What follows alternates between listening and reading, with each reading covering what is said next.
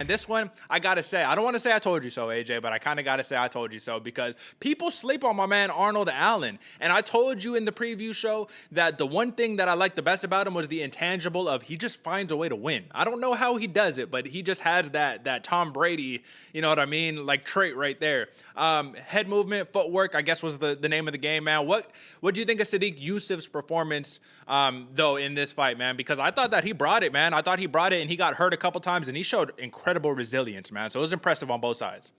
Man, this was a hell of a fight. And you're right, Derek. You told me 100%, and I even wrote it down, man. I got to eat a little crow here because, man, Arnold Allen earned my respect, bro. That dude can bang. And his movement is one of the best in the division because he's fast, like in and out. That lateral movement that we were just talking about that you need, that in and out from side to side, bro. He is quick, and his head movement too is man, very impressive. But you're right, Yusuff brought it. Like if Allen didn't hurt Yusuff twice, it's easily could have been a split decision one way or the other. Like Yeah.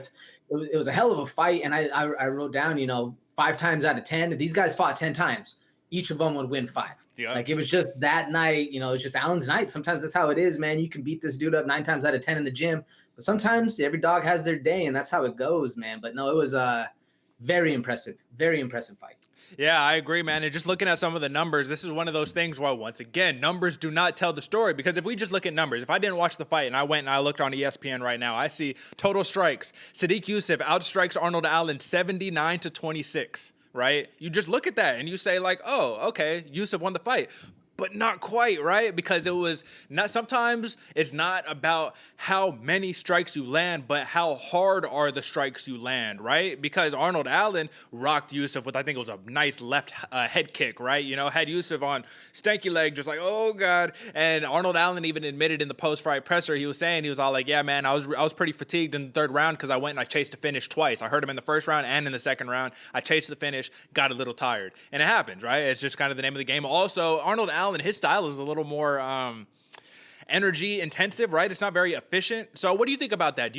How far can he go? Currently, right now, I do have to point this out. Allen is on an 8-fight win streak, and his 8 consecutive wins in the featherweight division are now number 1 in the entire division. He has more than Alexander Volkanovski, who only has 7, and then he has more than Zabit Magomed Sharapov, right? Who only has 6, right? So it's like, dude, this dude who everyone was sleeping on, this dude who was so under the radar, now has the longest win streak in the division, man. So you got to say that for something. But how far can he go with that energy intensive style? Does this style fit a 5-round championship type style? Because I think he kind of gets gassed out, all that movement.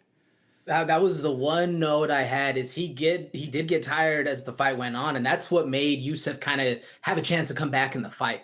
But I think it does, man. I mean, if he didn't chase those wins, if he didn't, dump his tank, and we actually saw him control his gas tank all the way to the third, there's nothing saying it because even though he did lose a little step, he was still very fast, very strong, hit very hard still in the third. But man, I mean, I try to think of other fighters that do it, and they always say strength is the last thing to go, but the speed for Allen was still there even in the third round. It was just a little step off. So I do think he goes very far. As far as a 5-round fight, it's going to be it's going to be proven to see. We've seen Nate Diaz do it. I don't know if you'd say Allen strikes a little harder at some point, so that's maybe why he loses a little bit more gas tank. But man, it's I think he does, and I definitely think he slept on, especially like you said, longest win streak in the division. It's hard though. Yeah, no, I hear it. I don't know. I have to see more. Obviously, I need to see him in some 5-round fights to be able to make that decision. But you could have also counteracted it with Yusuff brings the fight, and he was in his face the entire fight. So it's just like it's the other thing that they say, moving backwards, it takes a toll on your cardio, man. It takes a toll on your gas tank because you don't want to be that dude. Ideally, you want to kind of have that Russian style, right? And it's kind of like the Abu Bakr Nurmagomedov. I really like him specifically because he's just kind of a standstill, just wait for you.